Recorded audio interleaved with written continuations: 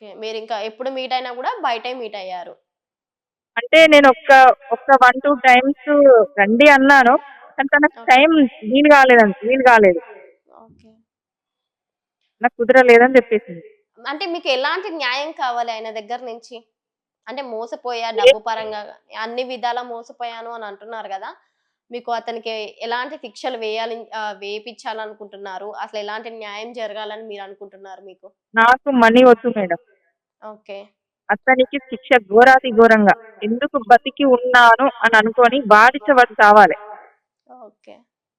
ఇంతటి బాగా నరకం అనుభవించి చావాలి. ఒకవేళ చట్టానికి కూడా వీలు కాకపోతే నాకు అప్పచెప్పమనండి. ఆ గ్యాస్‌లో పోసుకుంటే నేనే ఒక అగ్గిపుల్లేస్తా. పిడవుతది. అలా అంటే మీ దగ్గర మీరు మోసపోయాను అన్నప్పుడే మీరు ఆ పని చేయాల్సింది కదండీ! ఇప్పుడు అది ఇప్పుడు చట్టానికెళ్ళిన తెలిసింది తర్వాత గదా మేడం.